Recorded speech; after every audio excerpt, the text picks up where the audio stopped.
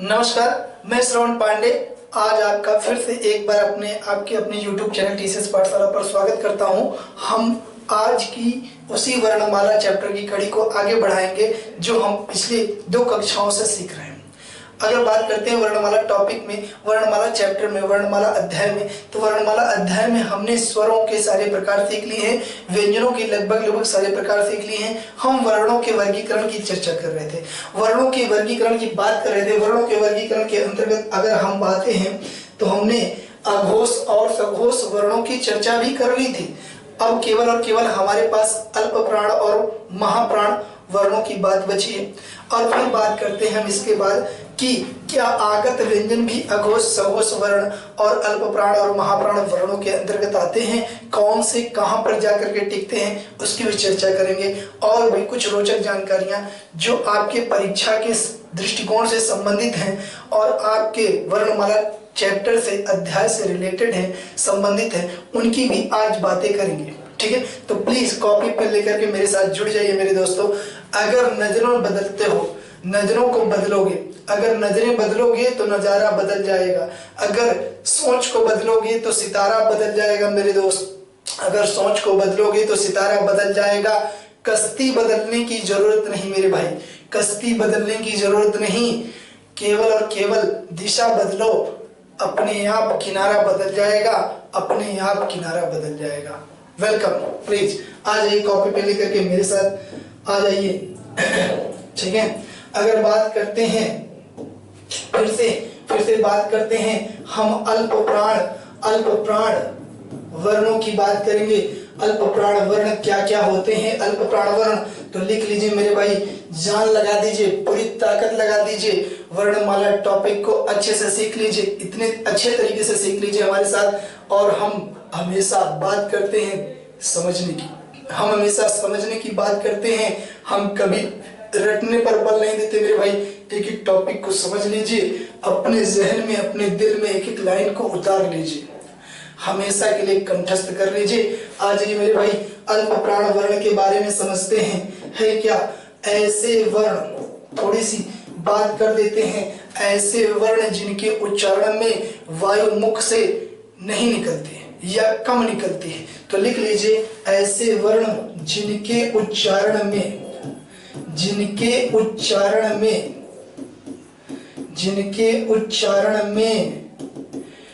मुख से वायु नहीं निकलती। ठीक, जैसे क्या क्या आते हैं? अगर बात करें इनके इन वर्णों के अंतर्गत कौन कौन से वर्ण आते हैं, तो हमने पहले भी ग्राफ के माध्यम से सीख रखा है मेरे भाई। क्या क्या सीख रखा है? प्रत्येक वर्गीय व्यंजन का पहला, तीसरा और पांचवा वर्ण, पहला, तीसरा, पांचवा वर्ण। हमने बताया था जहां वर्गीय व्यंजनों के वर्णों की संख्या अधिक हो जाएगी वहीं स्वर भी आएंगे, क्योंकि संख्या कितनी होती है? 30 होती है मेरे भाई। तो पहला, तीसरा और पांचवा वर्ण, अगर बात करें सारे स्वर कितने होंगे? स्वर आ जाएंगे, सारे स्वर, सभी स्वर आ जाएंगे। फिर अगर बात करते हैं या, रा, ला, वा। ठीक, और अब जोड़ दीजिए जरा, इनकी संख्या कुल कितनी भैया? 15। और स्वरों की संख्या कितनी? 11। और इनकी संख्या कितनी? 4। अब बताइएगा क्या है 30 संख्या? हाँ, तो याद हो गया ना आपको? प्रत्येक वर्गीय व्यंजन का पहला, तीसरा, पांचवा वर्ण और सभी स्वर और या, रा, ला, वा आपके अल्प प्राण वर्ण के अंतर्गत आते हैं। इसको नोट कर लीजिए, इसको राइट डाउन कर लीजिए, फिर आगे बढ़ते हैं। नोट कर लिया होगा आप लोगों ने, स्क्रीनशॉट ले लीजिए प्लीज भैया, फिर आगे बढ़ते हैं मेरे दोस्त। अगर अब बात करते हैं हम महाप्राण वर्ण की, हम महाप्राण वर्ण की बात करते हैं।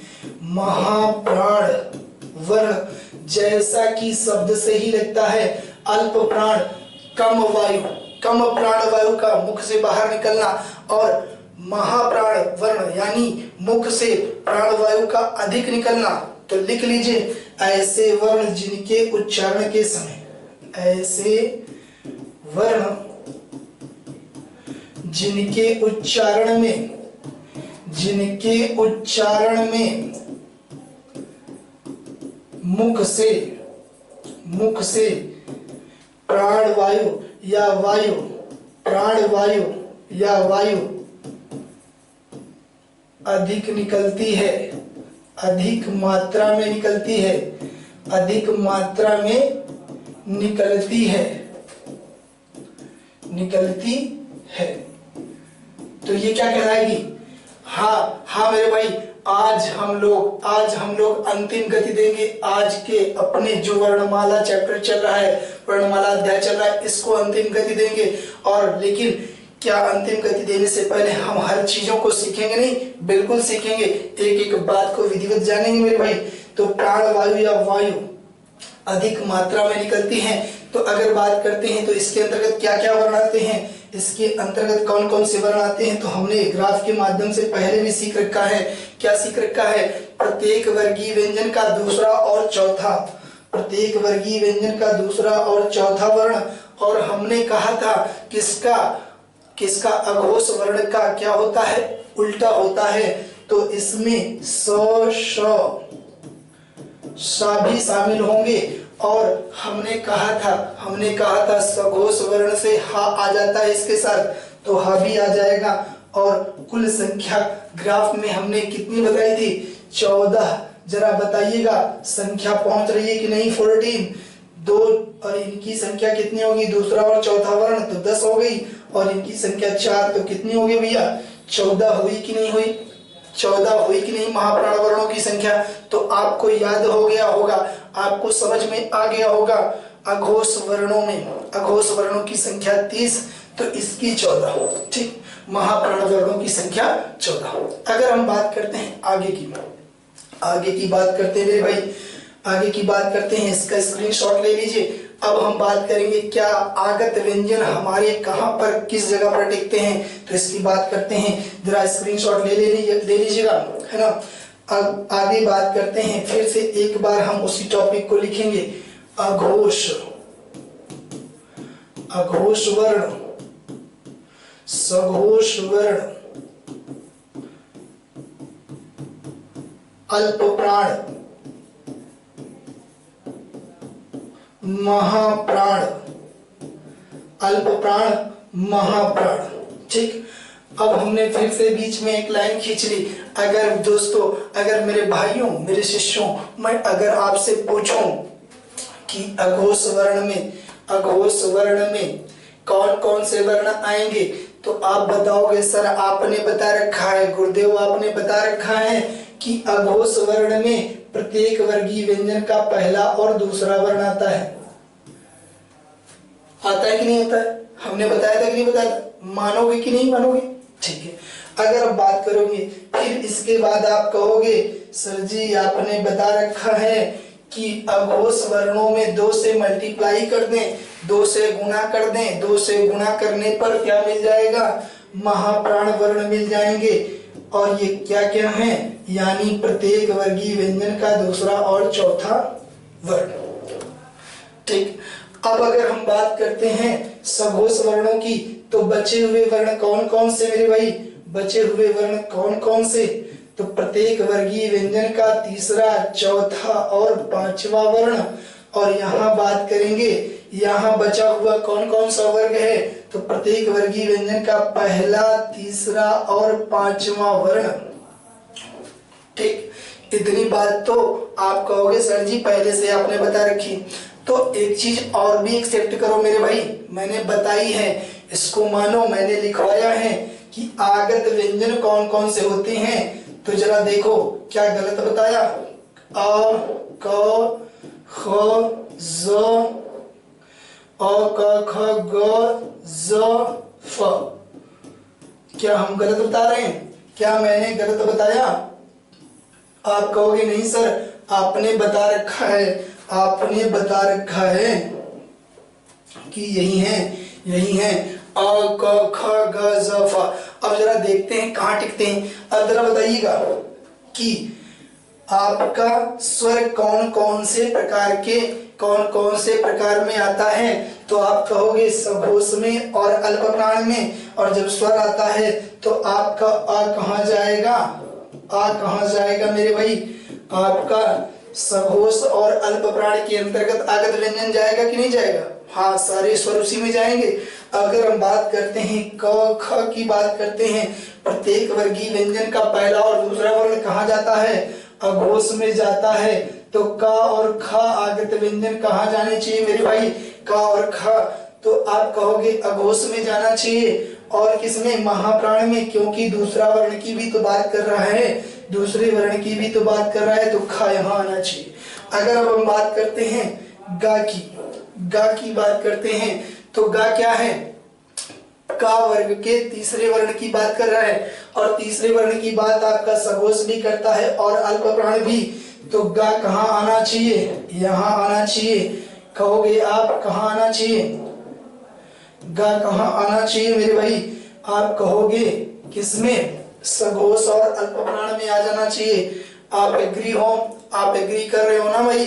अब देखिएगा अगर बात करते हैं जा की, तो च छ ज ये भी तो प्रत्येक वर्गीय व्यंजन का तीसरा वर्ण, तो तीसरा वर्ण सघोष और अल्प प्राण में आता है, तो जा कहाँ चला जाएगा, जा भी तो आपका कहाँ जाएगा, जा भी आपका सघोष और अल्प प्राण में ही जाना चाहिए, सघोष और अल्प प्राण में ही जाना चाहिए। फिर आप कहोगे, कहोगे फा कहाँ जाना चाहिए। अगर हम फा की बात करते हैं तो कहते हैं प्रत्येक वर्गीय व्यंजन का पहला और दूसरा, तो पा फा, फा क्या है, दूसरा वर्ण है मेरे भाई, तो अघोष में और महाप्राण दोनों जगह पे आ जाएगा।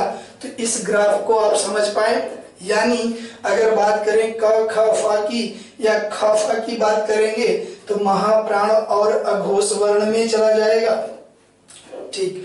अगर बात करेंगे सघोष की और अल्प प्राण की, तो आ गा जा ती दोनों में चले जाएंगे, सघोष और अल्प प्राण में। इस ग्राफ को सब लोग समझ गए कि नहीं, सब लोग समझ पाए कि नहीं, प्लीज इसको राइट डाउन कर लीजिए, जो लोग लिख रहे हैं मेरे भाई इसको राइट डाउन कर लीजिए और स्क्रीनशॉट ले लीजिए। आगत व्यंजन भी आपको आज पता चल गया कि अघोष, सघोष, अल्प प्राण और महाप्राण व्यंजनों में आपका आगत व्यंजन कहाँ टिकता है, ठीक। अब आगे की चर्चा करते हैं, ठीक। आगे की बात करेंगे, स्क्रीनशॉट ले लीजिए फिर मिटा दें इसको। अब हम आगे की बात करेंगे मेरे भाई कि मानक और अमानक वर्ण क्या होते हैं।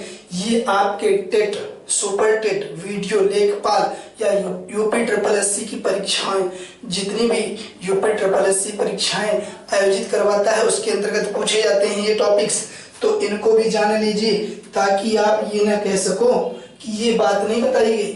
तो आप लिख लीजिए अमानक और मानक वर्ण। तो अमानक वर्ण और मानक वर्ण दोनों के बारे में जान लो, एक मोटी मोटा जान लो भाई, अमानक वर्ण और मानक वर्ण। अगर हम बात करते हैं मानक वर्ण, तो मानक वर्ण तो वही होंगे जो आज भी आपकी हिंदी वर्णमाला के अक्षरों के रूप में प्रचलित है, लेकिन ऐसे वर्ण इनको हमको सीखना नहीं, इसके बारे में हम विधिवत स्वर व्यंजन आयोग के रूप में सीख चुके हैं। अगर अब हम बात करें अमानक को तो हटा देते हैं, मानक को तो हटा देते हैं मेरे भाई, सीखना हमको क्या है, अमानक वर्णों को सीखना है। तो अमानक वर्ण क्या होते हैं, ऐसे वर्ण जिनको वर्तमान वर्णमाला में प्रचलन में नहीं रखा गया या वर्तमान वर्णमाला में शामिल नहीं किया गया, मान्यता नहीं दी गई, वही अमानक। अमानक शब्द का मतलब क्या होता है, मान्यताहीन। क्या होता है, मान्यताहीन, ठीक भाई। अगर बात करें मान्यता नहीं दी गई मेरे भाई, तो इनको अमानक वर्ण मान लिया गया है ना। तो लिख लीजिए ऐसे वर्ण, इसके बारे में जानकारी लिख लीजिए, ऐसे वर्ण क्या लिखोगे मेरे भाई, ऐसे वर्ण जिनको वर्तमान वर्णमाला में शामिल नहीं किया गया है,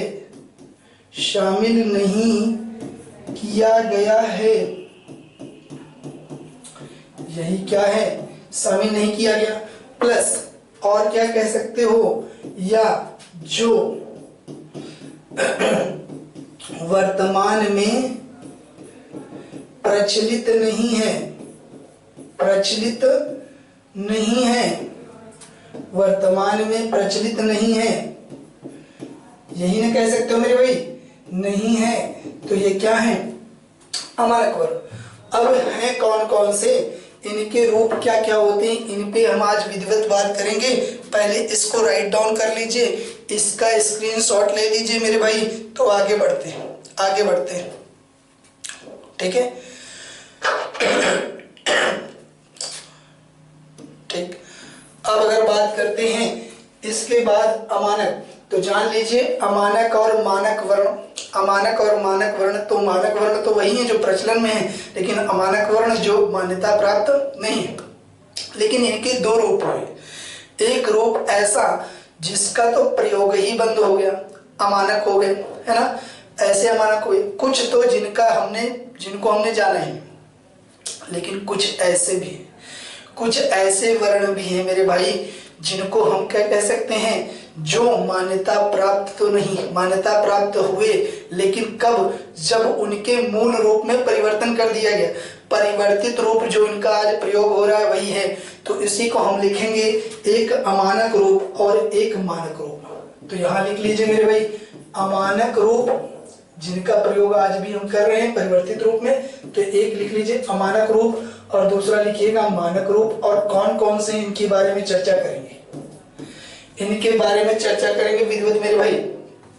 तो सबसे पहले लिख लीजिएगा, सबसे पहले लिख लीजिएगा मेरे भाई कौन कौन से हैं ये, तो लिख लीजिए, ये देखिए ये क्या है, ये हिंदी वर्णमाला का आ लेटर है। पहले प्राचीन या आपके पवित्र ग्रंथों जैसे रामचरितमानस वगैरह में इनका प्रयोग मिलता रहा है, ठीक, अभी भी हम देख सकते हैं। अगर अब हम बात करते हैं ये कौन सा वर्ण है, तो ये वर्तमान का झा है मेरे भाई, ये वर्तमान का झा है। अगर हम बात करते हैं इस वर्ण की, तो ये वर्तमान का भा है। पहले यहाँ गुंडी का प्रयोग नहीं होता था, अगर सिरो रेखा गलती से चढ़ गई तो वो भा का माँ कब बन जाएगा ये भी नहीं पता चलता था। इसी तरीके से अगर हम बात करें धा की, तो पहले धा घा की तरह लिखा जाता था, बस केवल सिरो रेखा नहीं चढ़ाई जाती थी, अगर सिरो रेखा गलती से चढ़ गई तो धा का घा कब बन जाएगा पता भी नहीं चलता, इसीलिए इसके रूप में परिवर्तन कर दिया गया।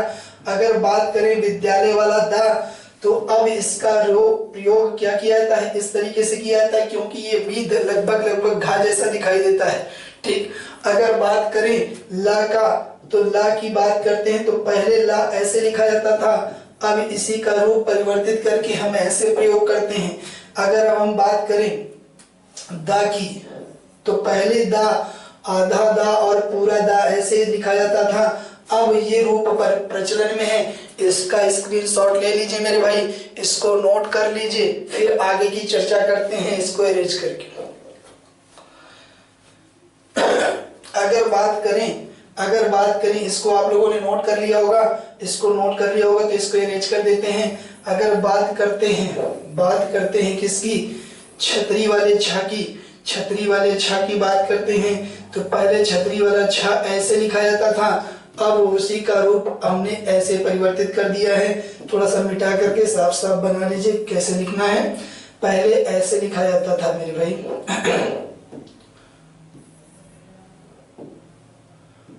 पहले ऐसे लिखा जाता था, अब हमने उसी का रूप परिवर्तित करके छा बना दिया। अगर हम बात करते हैं कि हा के साथ कुछ अन्य वर्णों का प्रयोग करते थे, ये ना है भाई, ये आधा ना नहीं है, गलती से मिस्टेक मत कर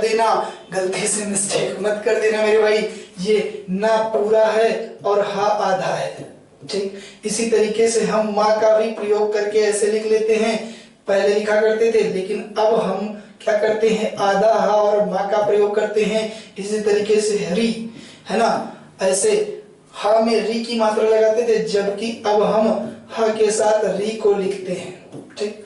इस तरीके से कुछ वर्तमान रूप ऐसे बनते चले गए। अगर हम बात करें क की, तो पहले क, अब का आधा और का वो ऐसे लिखते हैं। पहले हम ऊपर और नीचे लिखा करते थे मेरे भाई। अगर बात करें ये क्या है, ये आधा का और ता है मेरे भाई। अगर हम बात करें ता के साथ आधा ता पहले ऐसे लिखा जाता था, आज हम दो ता का प्रयोग करते हैं या इस तरीके से लिख लेते हैं। ठीक, इसको भी राइट डाउन कर लीजिए, इसको भी नोट कर लीजिए, लिख लीजिए कॉपी पेन लेकर के। और जिन्होंने नहीं लिखा है और जिसको स्क्रीनशॉट लेना है ले सकता है। अगर हम बात करें त्रा की, तो पहले त्रा का रूप कैसे होता था, त्रा ऐसे लिखा जाता था, जबकि अब त्रा को हम ऐसे ना लिख करके ऐसे लिखते हैं मेरे भाई। और कुछ लोग तो ऐसे भी लिखा करते हैं। अलग अलग रूपों का प्रयोग करने लगे, अलग कर करके उसका प्रयोग किया जाने लगा। इसको राइट डाउन कर लीजिए, स्क्रीनशॉट ले लीजिए, फिर हम इसको मिटाते हैं, फिर आगे बढ़ते हैं कुछ और जानकारियां लेकर के। अगर बात करें मेरे भाई वैदिक वर्ण की, किसकी बात करते हैं, वैदिक वर्ण, जिसका प्रचलन आज हमारे वर्णमाला में नहीं हो रहा है। तो वैदिक वर्ण, तो इसके बारे में लिख लीजिए, ये कैसे बनता है। इसको थोड़ा सा ऐसे बना लीजिए, इसको लिख लीजिए वैदिक वर्ण। ये क्या है हमारा वैदिक वर्ण, इसको जरूर नोट कर लेना मेरे भाई, ये परीक्षा के दृष्टिकोण से बहुत ही इंपॉर्टेंट है। तो लिख लीजिए, इसका प्रयोग वेदों पुराणों तक ही सीमित रहा,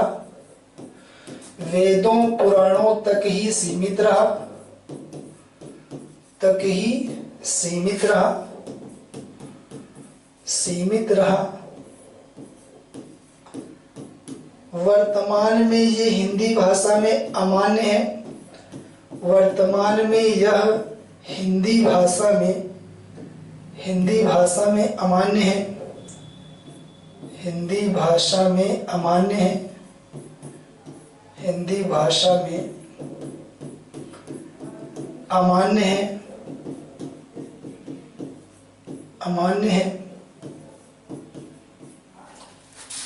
इसका वर्तमान समय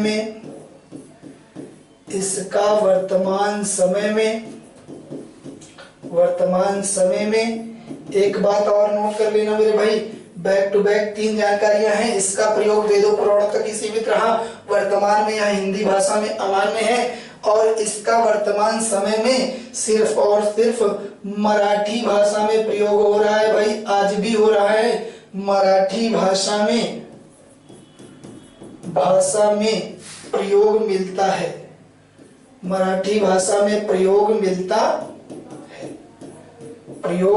है। इसको जरूर नोट कर लेना मेरे भाई, परीक्षा के दृष्टिकोण से बहुत ही इंपॉर्टेंट है। इसको लिख लीजिएगा, इसको लिख लीजिए, राइट डाउन कर लीजिए, स्क्रीनशॉट ले लीजिए जिन्होंने नहीं लिखा है। ठीक, अगर हम बात करते हैं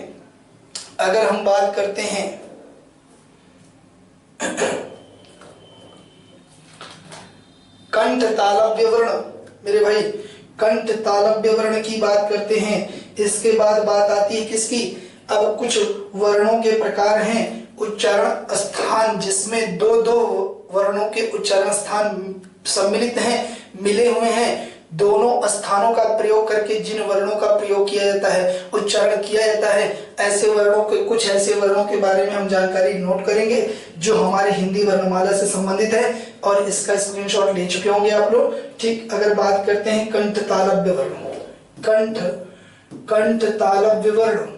कंठ तालव्य वर्ण, तो कंठ तालव्य वर्ण आपका है ए ऐ। अगर संख्या पूछे तो बता दीजिएगा कितनी संख्या होती है मेरे भाई, 2 होती है। कौन कौन से होते हैं, ए और ऐ। अगर कोई पूछे कंठोष्ठ वर्ण क्या है,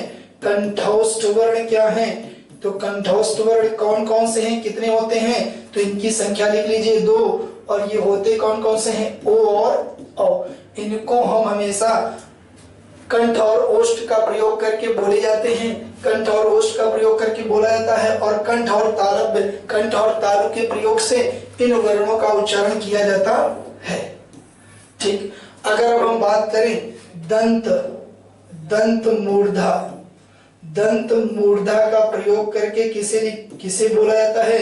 तो दंत मूर्धा का प्रयोग करके हम छतरी वाला छा लिखते हैं, छा बोलते हैं, छतरी वाले छा का उच्चारण करते हैं, सॉरी बोलते हैं कह रहे हैं, छतरी वाले छा का उच्चारण करते हैं।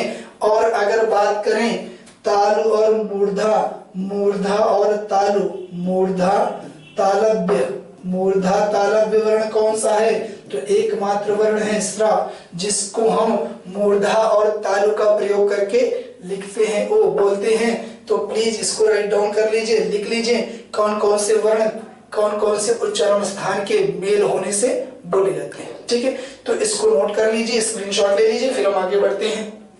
आगे हम बढ़ते हैं मेरे भाई, आगे बढ़ते हैं।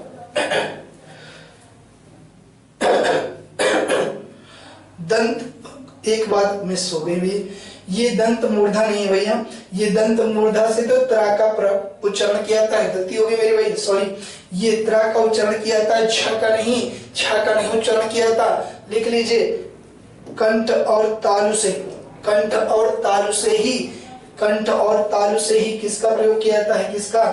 कंठ और तालु से आपका उच्चारण किया जाता है छतरी वाले छ का। ठीक है, अगर कंठ तालु की बात करें, कंठ और तालु की बात करते हैं,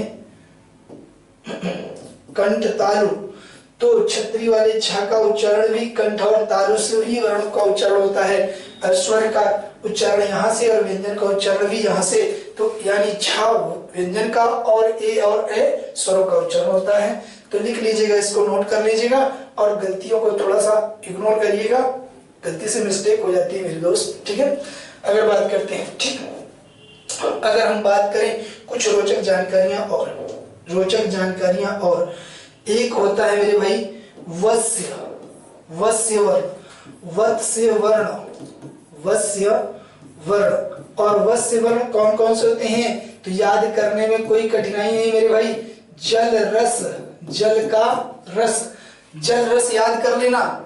रस हमेशा जल में मिलाकर के ही बनाया जाता है, किसी भी चीज का जस्ट रस हो तो जल और रस, जल का जल रूपी रस याद कर लेना, जल रस। आपको वस्य वर्ण याद हो जाएंगे। संख्या पूछी जाती है, 4 होती है, हमेशा परीक्षा में आता है मेरे भाई, इसको नोट कर लीजिए, हमेशा संख्या पूछी जाती है।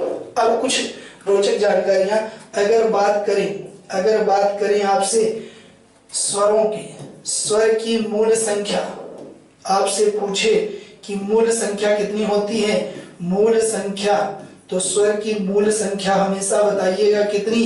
4। ठीक, अगर कुल संख्या पूछे, कुल संख्या पूछे तो क्या बताइएगा? कुल संख्या 11 बताइएगा, परीक्षा में आपका कभी भी गलत नहीं होगा। अगर बात करें व्यंजन की, इसी प्रकार से व्यंजन की बात करते हैं, व्यंजन की, तो अगर पूछे मूल संख्या, अगर पूछता है मेरे भाई मूल संख्या कितनी, तो मूल संख्या हमेशा बताइएगा, मूल संख्या 33। अगर बात करें कुल संख्या, अगर कुल स्वरों की संख्या पूछे तो हमेशा 39 बताइएगा, कितनी? 39। ये रोचक जानकारी नोट कर लीजिए, फिर हम आगे की बातें करते हैं, आगे की बातें करते हैं और क्या क्या हमारे सिलेबस में भी थोड़ा बहुत बचा हुआ है, कोई भी चीजें नहीं छूटेंगी, कोई भी चीज छूटने नहीं देंगे, इसको नोट कर लीजिए मेरे भाई। अगर हम बात करें, एक बात और नोट कर लीजिएगा, हमेशा के लिए याद कर लीजिएगा, परीक्षा में पूछा जा सकता है। अगर बात करें आपके स्पर्शी व्यंजन या वर्गीय व्यंजन की ही बात कर रहे हैं, स्पर्शी व्यंजन, स्पर्शी व्यंजन जो होते हैं, कितने होते हैं भैया? आप कहोगे का से लेकर के मां तक कितने संख्या आपको पता है? 25। आप कहोगे सर जी आपने बता रखा है 25, लेकिन अगर इनकी ये कैसी संख्या है? कुल संख्या है मेरे भाई, कुल संख्या है 25। अगर बात करते हैं इनकी मूल संख्या, अगर बात करें मूल संख्या की, मूल संख्या इनकी 16 होती है, 16 होती है। आप कहोगे सर जी किस तरीके से होती है? तो जरा देखिए किस तरीके से होती है। अगर हम बात करें क ख ग घ अंग, च छ